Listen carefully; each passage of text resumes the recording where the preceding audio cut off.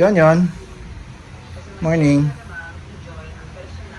Another quick video, pero umpisahan ko muna yung page natin sa Facebook at YouTube channel natin. Yan. I-subscribe lang, sir, ma'am. Hit the ring notification bell and Viber and WhatsApp message, call, number yan. Nandiyan po sa screen nyo. Pakita natin sa inyo. Then sa upper right ng yung screen, 0917-888-1133. Okay, so mabilis lang. Pakita ko lang sa inyo bago natin i-send. Ito kasi papadala natin sa LBC. Meron tayo ditong in-unbox na natin, mainit-init pa galing sa cargo natin from Thailand. So meron tayong meter ASI combination, or in short, meron tayong panel dito or speedometer panel na GR. Okay, so this is a 2023 o 2024 GR Sports Hilux Revo Thailand. Okay, so ang ginagamit po natin, for your information, ang meter gauge panel po ng Thailand at Pilipinas is iisa lang. Okay, so lahat for sa information din, sa lahat po ng 2006 hanggang 2024 na production ng Hilux, mapa base model yan, hubcap, hanggang top of the line na GR Sports simula 2006 hanggang 2024. Yan, assemble at made in Thailand. Right? So walang ginawa sa Indonesia or sa ibang bansa. Okay? Sorry. Para lang sa kalaman ng lahat. Okay, so lahat ng parts ngayon doon, maliban doon siyempre sa mga sa right hand drive parts, siyempre magkaiba naman sa left hand drive parts dito sa atin sa Pilipinas, pareho na. Okay, so ito, since bago po ito, plug and play applicable po sa 2016 hanggang 2024 base model. Siyempre hindi na pwede sa 2024 GR to dahil ganito na sa GR Sports na 2024. So 2016, kahit base model yan, manual matic, pasok ito. Okay, so this is a GR Sports Hilux 4x4. Yan, yung mga logo pa dyan. So itong meter panel na to, ginagamit to sa mga 1GD engine.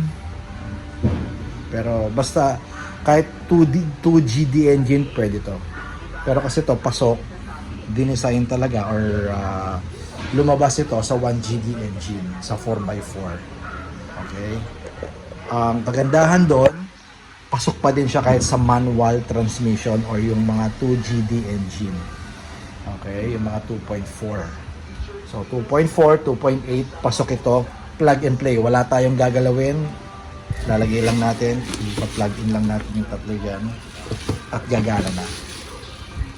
Okay, so pwede rin to, sir, sa Fortuner, since ang base naman ng Fortuner is Hilux. Ang pattern is Hilux, so pasok din to. Nag-try na ako even sa Thailand, nasaksihan ko rin, may mga nagkakabit nito, nilalagay nila sa Fortuner, 4x4 man yan o 4x2 na Fortuner, pasok din to. Same thing din, interchangeable sila. So yung pang Fortuner naman, pwede rin sa pang Hilux. Ganyan si Toyota. Okay? Pinasimple lang, hindi na pinakomplikado.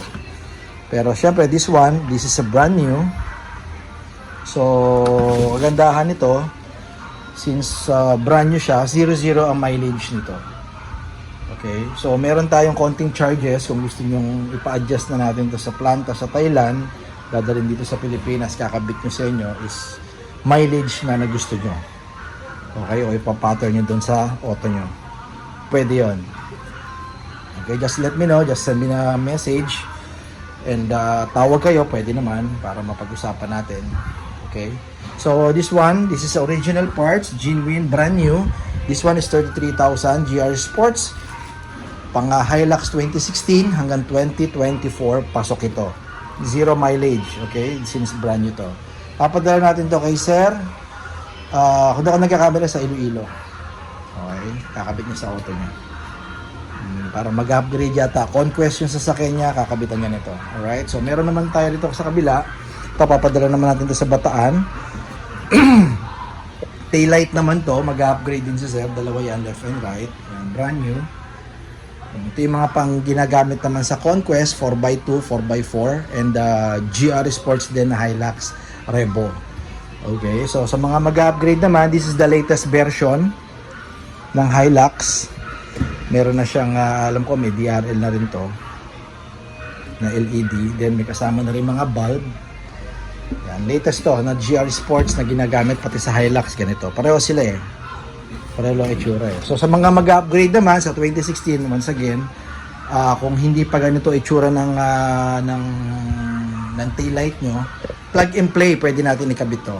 Okay, sa mga J, kung may J pa, G, ng 2016, 2017, 18, 19, 20, 21 hanggang 2024 na base model. I'm not sure sir, pa-correct nyo lang ako kung yung 2024 na base model na Hilux ganito na din ba. Kung hindi pa ganito, pwede rin natin itong palitan. Definitely yung 2016 nyo hindi pa ganito kasi latest to eh. Okay, so sa nagtatanong, pwede ba yan sa 2016 na luma? Pwede po, plug and play. Wala tayong gagalawin ng linya. Wala tayong babaguhin na o pagagapangin na bagong linya. Plug and play. Kasama na yung mga bulb niyan. Yan sa likod. Pa-plug na lang natin. At all goods na. Okay? So, ang presyo naman nito, ang pares natin, kung ako nagkakamali, sir, 25,000. Ipopost ko yung eksaktong price nito. So, 25,000 left and right na. Original. Yan. So, since quick video lang to, kaputulin ko na kayo. Invite ko ulit kayo. Just visit and like our page. Sa Facebook is TRD Parts. And sa YouTube channel natin, TRD Parts din. Okay? Tango Romeo Delta. Bakit Tango Romeo Delta? TRD. Okay? Tapos Parts with S. Alright? And subscribe lang kayo. Hit na rin ang notification bell. And Viber and WhatsApp, meron din tayo. Lalagay din natin dyan. Para sa mga nasa abroad na pwede tayong tawagan. Pwede tayong i-message. Okay? So, number natin, nandiyan sa upper right ng new screen, 0917-888-1133. Okay, that's all. And keep safe, everyone. Bye-bye.